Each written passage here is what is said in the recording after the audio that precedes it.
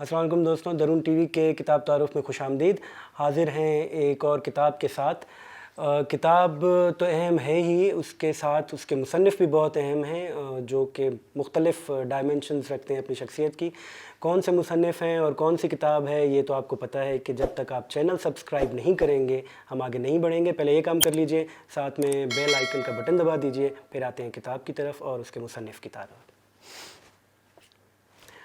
اچھا جی، ہماری آج کے جو مصنف ہیں پہلے ان کی ذرا بات ہو جائے۔ یہ ہیں ڈاکٹر شاہ محمد مری صاحب۔ میں نے جیسے کہا کہ مختلف ان کی شخصیت کے تناظر ہیں۔ یہ بیک وقت محقق بھی ہیں، مورخ بھی ہیں، یہ سفرنامہ نگار بھی ہیں، یہ سوانح نگار بھی ہیں اور یہ پیتھولوجسٹ بھی ہیں۔ تو ان کی مختلف پرتیں ہیں شخصیت کی، جس پر بلوچستان میں تنقید بھی رہتی ہے کہ یہ کسی نے لکھا بھی کہ عجب ہے کہ بلوچستان میں تاریخ لکھنے والے یا تو شاعر تاریخ لکھ رہے ہیں یا ڈاکٹر تاریخ لکھ رہے ہیں یا ادیب تاریخ لکھ رہے ہیں، یعنی ایسے لوگ جن کا براہ راست تاریخ سے کوئی تعلق نہیں ہے وہ تاریخ لکھتے رہے ہیں۔ تو یہ بھی ڈاکٹر صاحب بھی ان میں شامل ہیں، اور ڈاکٹر صاحب کی جو تازہ ابھی تحریر ہے، یہ پچھلے مہینے ان کی کتاب شائع ہوئی ہے پری ہسٹوریکل بلوچستان کے نام سے۔ یہ ایک سیریز ہے جس کو انہوں نے نام دیا ہے people's history of Balochistan, people history of America کی طرز پر سمجھ لیجئے۔ اس سے پہلے اصل میں یہ کتاب 1990 کی دہائی میں شائع ہوئی تھی، بلوچ قوم عصر قدیم سے عہد جدید تک کے نام سے۔ پھر بعد میں وہ اس کتاب کو ریفائن کرتے رہے ہیں، اس میں سے کئی چیزیں انہوں نے نکالی ہیں، کچھ نئی چیزیں ڈالی ہیں۔ پھر کیونکہ یہ اس کے بعد 90 کی دہائی میں ہی ہم جانتے ہیں کہ مہر گڑھ کا تعارف پہلی دفعہ سامنے آیا، تو اس کے بعد بلوچ تاریخ ایک طرح سے بدل کر رہ گئی۔ جو پچھلا ہمارا ہسٹری کا ایک پرسپیکٹیو تھا کہ بلوچ عرب سے آئے، حلب سے آئے، ایران سے آئے، مختلف قسم کی تھیوریاں پیش کی جاتی رہی ہیں، لیکن پہلی دفعہ شاہ محمد مری صاحب یہ تھیوری پیش کرتے ہیں، اور یہ تھیوری کوئی ان کی ایجاد کردہ نہیں ہے۔ یہ جو دریافتیں ہیں اب تک کی، اس کے مطابق ان کا یہ ماننا ہے۔ اب یہ ایک طرح سے متنازع بات بھی ہے اور اس پر تنقید بھی ہوتی ہے بلوچستان کے اندر، لیکن دیکھنے کی بات ہے کہ یہ بات کس حد تک درست ہے سائنسی نقطہ نظر سے۔ مانا یہ جاتا ہے عام طور پر، جو غلط العام پھیلائی گئی بات یہ ہے شاہ محمد مری صاحب کے متعلق کہ وہ کہتے ہیں کہ مہر گڑھ میں بلوچ آباد تھے۔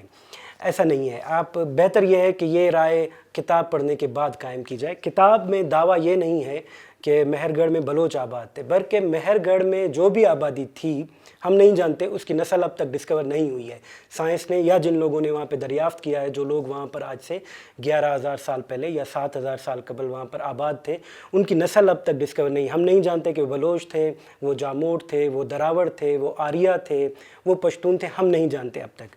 کلیم یہ ہے اس مصنف کا کہ مہر گڑھ میں جو بھی آباد تھا وہی یہاں کا انڈیجینیس تھا، وہی یہاں کا لوکل تھا۔